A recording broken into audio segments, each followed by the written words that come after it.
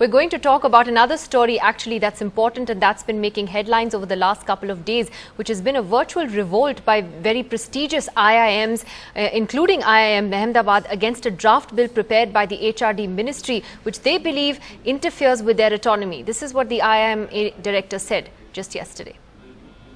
Why do you say that you're disappointed with this draft? Our basic argument about the current draft is that it significantly reduces the autonomy of the IIMs.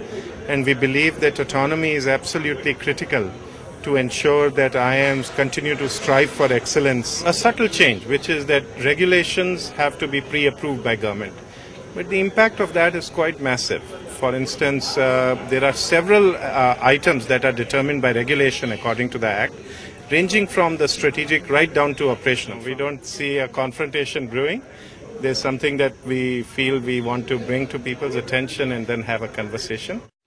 Well, some of the key things that draft bill talks about is that the Board of Governors will be a principal executive body but grants the centre powers to override that board, that the board can make rules regarding tenure, remuneration, etc. for IIM employees, but only after taking the centre's approval first, and that the ministry's approval will also be needed for admission criteria for fees, scholarships and fellowships, as well as how to conduct board meetings. Well, we have an interesting lineup of guests on this tonight. We have Professor Ashish Nanda, the director of IIM Ahmedabad, who joins us tonight. Also with us, Professor P. Rameshan, the director of IIM Rohtak, and someone who has actually spoken out in favour of granting more powers to the centre. Rahul Bhasin, the managing partner of Bearing Private Equity Partners India Limited, an alumni of IIM-A. Here with me in the studio is Vamshi Gutikonda, who is an ex-investment banker and from IIM Bangalore, the batch of the year 2000.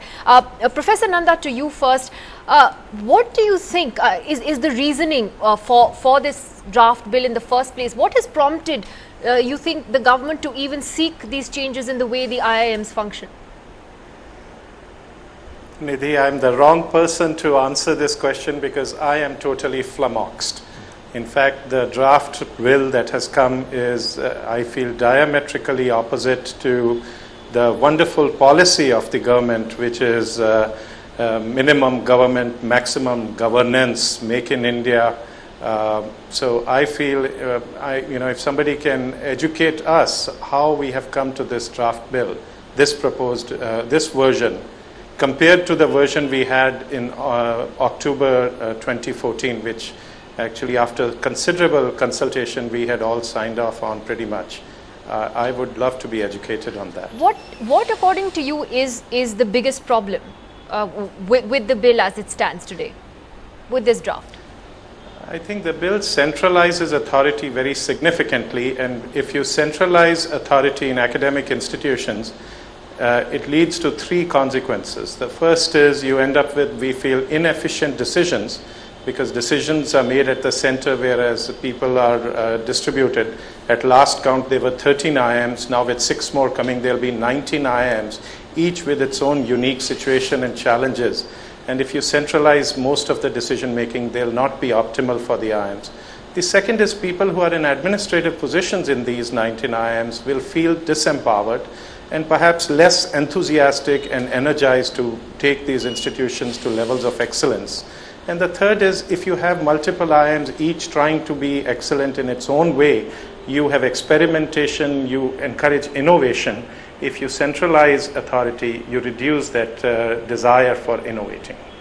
I'll ask Professor Rameshan to come in on that, because Professor, you were quoted as saying in the print media in one of the newspapers that you believe that there needs to be some element of public discipline because inefficiency has crept into the way the IIMs are functioning. So you don't believe that this is necessarily a bad bill. Would you expand on that? The first draft of the IIM bill came about 2.5 years ago. We have been following that right from beginning. I have gone through the complete details of the new draft as well. I don't think there is anything that needs so much of criticism. In fact, most of the provisions that we see here are also available in our memorandum of association. A certain amount of discipline element was there, but in the last 18 years of my experience with IIMs, I have seen the government has never interfered in the academic matters, and we have been very free to launch any program. In fact, the first draft had come when the previous government was in power, and very little has changed ever since in the draft of the bill. And there may be one or two small elements where there can be a confusion, but I can tell you, in most of the meetings in the last few years I have been associated with, the governments have always accepted the collective view of the IIM directors and chairmen. But sir, if I look at this bill, and I'm just looking at some of the key points here in front of me, you know, now it says that the board, basically with the approval of the centre, has, you know, to decide on things like tenure, like remuneration, admission of candidates, conferment of honorary degrees, the number of posts, the fees to be charged for the course of study and exams, the manner of formation of departments of teaching, the institution of fellowships, scholarships. I mean, that pretty much means that the centre is going to decide everything. And do you believe that the IIMs, which have been great centres of excellence in learning, would benefit from that? I don't think the reaction has been accurately as required. I have seen the entire draft of the Memorandum of Association of the earlier societies and the current one also. I think most of the provisions now coming have been there in some way. In fact, there is one sentence in the Memorandum of Association which says that on financial matters, the IIMs will be following the government norms, and that is what explicitly, a little more explicitly mentioned in the new draft. And also I have seen that in the draft the board has been strengthened further. Earlier many decisions have been taken by with an upper hand of the ministry. For instance, the secretary used to be earlier the chairman of the selection committee of the directors, but now in the last couple of years, as well as in the new bill, it is the chairman and the committee decided by the board. You're saying it's the opposite. You are saying you believe you actually have a freer hand.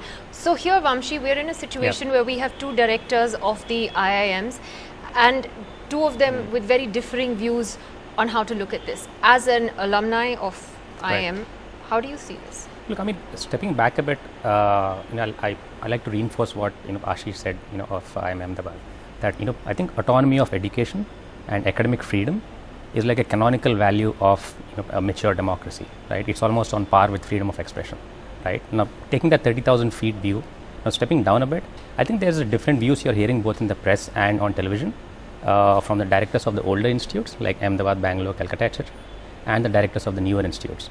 Because I think the older institutes are a lot more self-sufficient in terms of grants, and they've established themselves for 50 years. And they don't need active support and guidance from the government. But the newer IIMs actually need a lot of hand-holding before they can stand by themselves. So you feel in a way they feel the need to speak out in the government's favour? So I think that might be partly be the reason, but I don't like to read too much into it. But I think what I do need is that the debate about autonomy is relevant, and you need to break down, just like you have all the PSUs being broken down into the Navratnas and mini Navratnas, etc. Break down into the concept of autonomy into how you guide probably the older IIMs and the new IIMs. So let's have a discussion about this. None of the alumni were involved, none of the faculty were involved. When the new version came out, none of the industry leaders were involved. It's completely been done by a top-down approach, and none of us were involved as stakeholders. But Rahul Bhasin, let me take this to you.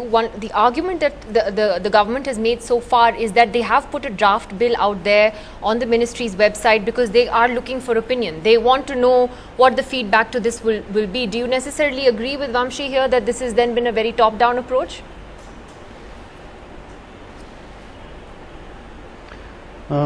Well, so far they've stated their opinion and they've put out their draft. Clearly, if you look at the contents of the draft, it suggests that the old mindset and habit of the bureaucracy, which has led to our country being as poor as it is, prevails. That they know best, they're omnipotent, omnipresent, omniscient, and every aspect of society, etc., if it's not under their control, can't function, will fail. Whereas the evidence is exactly the opposite. It's the parts of the economy which are, have autonomy, are operating independently, the private sector, which is actually propelling this country forward. And it is the government-based systems, delivery mechanisms, judgment, which has actually failed us as a society.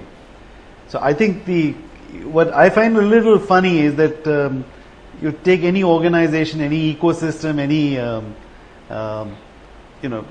any kind of social system, you always look at who has delivered and who has not, and people who have delivered and systems which are delivered, you empower them more and give them more responsibility and more authority, and the parts of any social system which have not delivered, you tend to minimize and sharpen the focus and their roles and try and get reforms going there. So this is a very paradoxical situation where the IIMs, which kind of stand out, organizations, autonomous organizations like academic institutions like the IITs, IIMs, which stand out in what I call a morass of mediocrity as far as the educational system in our country is concerned. That there should be an attempt. Trying to regulate them, and guess who's regulating them? Yeah. The same set of people who are responsible as a system for the outcomes that we've had in the education system. There is not one education university in the country which is in the top 200 in the world. Brazil has one, Russia has, China has. We don't have a single one. You make a good point. And I think the introspection needs to begin as to how to reform the ministry, not the IIMs. Professor Nanda, I'll and take maybe this the to you. IIMs can help do that. Yeah, Professor Rameshan, I'll come to you in just a moment, sir. I think we have Sudhanshu Mittal of the BJP also now joining us from here in Delhi. Mr. Mittal, IIM Ahmedabad, IIM Bangalore, the top IIMs of this country are extremely upset by this HRD Ministry bill.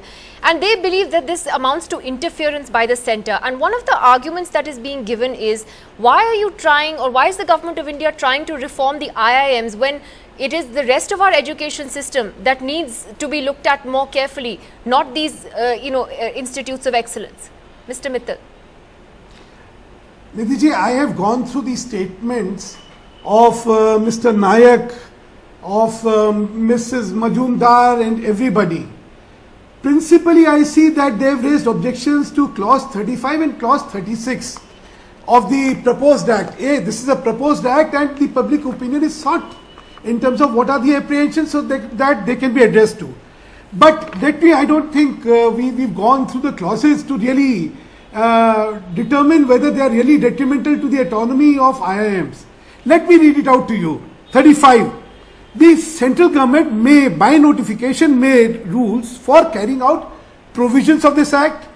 In particular, what manner in which the appointment of chairman shall be held, how the board will enjoy its powers, the service condition of director, travelling allowances, and lastly, matter for which provisions have been made already. Now, this is a limited purpose of 35. Now, how is 35 eating over or completely destroying the autonomy? I do not understand. Because I'll read out 36 to you. I have been. I'll read out 36 I have 36 in front of me. So you tell me, doesn't this amount to, well, the centre is going to control everything. So how does that not interfere with the autonomy of the institutes? Yeah. Let me tell you one thing. An approval and making are two different things altogether. I have served on the Executive Council of the Delhi University for 6 years.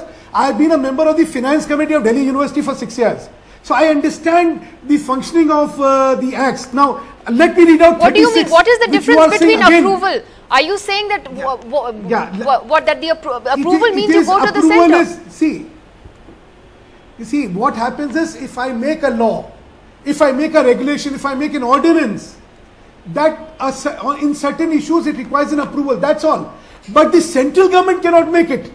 So making its rules, making its regulations, making its ordinances are within the powers of the IIMs itself.